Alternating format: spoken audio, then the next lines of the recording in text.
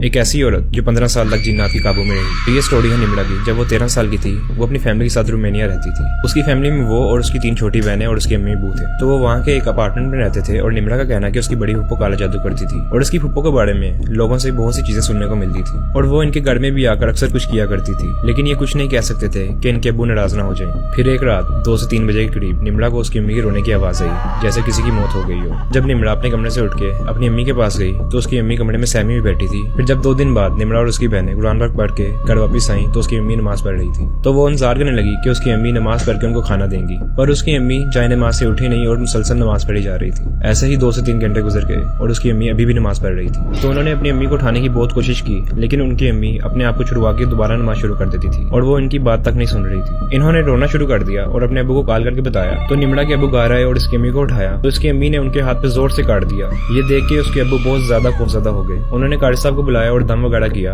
और बड़ी मुश्किलों से उनको बेड पे लेटाया और वहाँ पे सुला दिया। तो अगले दिन फजर के वक्त निमड़ा उठी और उसने कमरे में देखा तो उसकी अम्मी नहीं थी। उसने बाहर जाके देखा तो उसकी अम्मी घर में कहीं भी नहीं थी और बाहर का दरवाजा खुला हुआ था। निमड़ा ने जाके अपने अब्बू को बताया तो उसके अब्बू ने ढूंढने लग पड़े और जब उन्होंने बाहर जाके देखा तो उसकी अम्मी बाहर सड़क पर सजदे की हालत में थी और उन्हें कोई होश नहीं थी। फिर जब वो उन्हें घर लेके आए तो वो कहने लगी कि ये मेरा घर नहीं है। उसकी अम्मी निमड़ा और उसकी बहनों को घूर रही थी और गुस्से में कह रही थी कि ये मेरे बच्चे नहीं है। निमड़ा का कहना है कि हम अपनी अम्मी से बहुत अरसे तक डरते रहे और उसकी अम्मी बहुत अजीब सी बातें करती थी। वो कहती थी कि यहाँ ना बैठो, यहाँ बच्चे सो रहे हैं, और वो कई देर खुद से बातें करती रहती थी। और कई बार निमड़ा की अम्मी रात के वक्त जहाँ निमड़ा और उसकी बहनें सोती हैं उनके बेड के पास खड़ी होकर उनको घूरती रहती थी। फिर निमड़ा अपनी फैमिली के साथ पाकिस्तान वापस आ गई और उन्होंने कई जगह इलाज करवाया डॉक्टर से और पीर साहब से, लेकिन कोई फर्क नहीं पड़ा। अब इस वाक्य को 15 साल हो गए हैं। अब निमड़ा की अम्मी उनको पहचानती तो है लेकिन इनका ख्याल नहीं रखती और अकेले हंसती रहती है और खुद से बातें करती रहती है। तो आपका क्या कहना है इस बारे में? क्या निमड़ा की अम्मी पे किसी ने काला जादू करवाया है या उनसे अनजाने में कोई ऐसी चीज हुई जिससे जिन्नात का नुकसान हुआ हो? अगर ये वीडियो अच्छी लगी इस वीडियो को लाइक करें और शेयर करें।